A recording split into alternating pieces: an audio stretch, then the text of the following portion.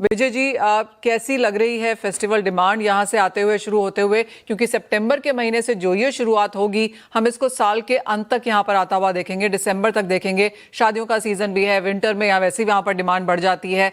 कैसे देखते हैं आप यहाँ से इस साल के अंत तक, कैलेंडर एंड तक फेस्टिवल डिमांड आती हुई? नमस्कार मनीषा जी। देखिए, डिमांड तो अच्छी रहने ही वाली है। देश में इनकम लेवल सभी लोगों के बढ़ रहे हैं, ग्रोथ लेवल सभी का अच्छा है, जीडीपी के आंकड़े भी बहुत अच्छे आ रहे हैं। उनको देखते हुए तेलों की डिमांड लगातार बढ़ रही है, इंपोर्ट्स भी बढ़ रहे हैं, रिकॉर्ड तेल के इंपोर्ट्स हो रहे हैं, सोयाबीन तेल बहुत ज्यादा आ रहा है, पाम ऑयल का भी, और लगातार विदेशी तेल अब तेज चल रहे हैं। कुछ दिनों से तो एमडेक्स ने ऐसी छलांग लगाई है, बहुत तेजी से दौड़ रहा है। उसी के साथ साथ इंडिया में भी तेलों के भाव काफी अच्छे हो रहे हैं और अगले 3 महीने तक यही लगता है कि तेलों की बहुत अच्छी डिमांड रहने वाली है जी। चीज विजय जी, अब यहाँ पर आगे जाकर ये भी देखनी होगी कि हम रबी की फसल यहाँ कैसी देखते हैं। अब तक जो एल नीनो का स्थान है, आगे जाकर सितंबर में और सिवियर हो सकता है। जैन फेब में माना जा रहा है कि हम यहाँ पर इसमें और सिवियरिटी बढ़ता हुआ देखेंगे। खरीफ जैसे तैसे शायद निकल भी जाए, लेकिन आपको लगता है रबी, उसके बाद अगला खरीफ, चिंताएं शायद वहां पर जाके बनेंगी? देखिए, रबी में मेन क्रॉप हमारे मस्टर्ड होती है और मस्टर्ड आप सभी लोग जानते हैं कि बहुत कम पानी की आवश्यकता होती है। तो जो और रबी की जो मेन फसलें हैं, गेहूं है या चावल वगैरह है, उनको पानी बहुत ज्यादा चाहिए होता है। इस साल अगर पानी की शॉर्टेज रहती है तो मस्टर्ड का रकबा बढ़ सकता है। मस्टर्ड के प्राइसेस भी ऑल टाइम हाई पर चल रहे हैं। इसलिए मैं उम्मीद करता हूँ करीब 10% एरिया सरसों का अगले सीजन में सोइंग का एरिया बढ़ने की उम्मीद लगाई जा सकती है।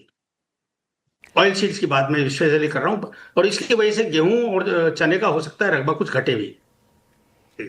वो देखना होगा ऑफ कोर्स, लेकिन जैसे आपने कहा 10% का इजाफा यहाँ पर सरसों में देखने को मिल सकता है। भावों में अच्छी खासी तेजी है, प्रीमियम तेल के तौर पर ये नजर भी आया है।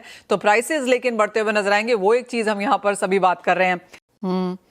आपकी क्या सेंस है विजय जी, यहाँ से कितने भाव और बढ़ सकते हैं? जैसे आपने कहा ऑल टाइम हाइज पर ही हैं ऑलरेडी, मांग अच्छी खासी आगे जाकर निकल के यहाँ पर आएगी।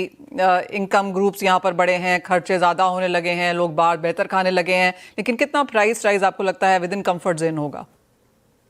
देखिए, मेरा मानना ये रहे हैं, इसमें अगले 3-4 महीने में 5-7 रुपए किलो तेल जरूर बढ़ सकते हैं, लेकिन ऐसी कोई बात नहीं है। गवर्नमेंट को इम्पोर्ट ड्यूटी नहीं बढ़ानी चाहिए।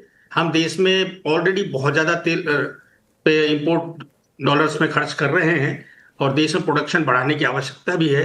तेलंगाना सरकार ने भी कहा है कि पाम फ्रूट बंच पे गवर्नमेंट को मिनिमम 25 रुपए किलो का दाम देना चाहिए, और दाम अच्छे रहेंगे तो निश्चित रूप से इंडिया में प्रोडक्शन भी बढ़ेगा, और इसलिए गवर्नमेंट को इम्पोर्ट ड्यूटी बढ़ाने पे नहीं सोचना चाहिए जी।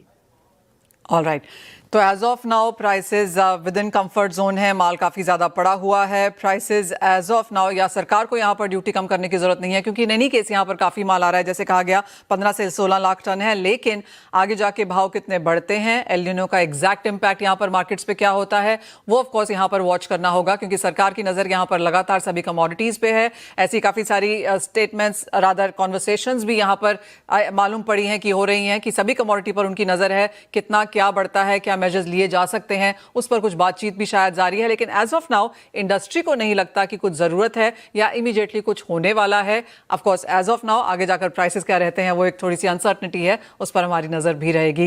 लेकिन बहुत शुक्रिया आप सभी का साथ जोड़ने के लिए और वो full whole host of conversations हमारे साथ करने के लिए खाने के तेलों पर। इसी के साथ मुझे भी दीजिए इजाजत।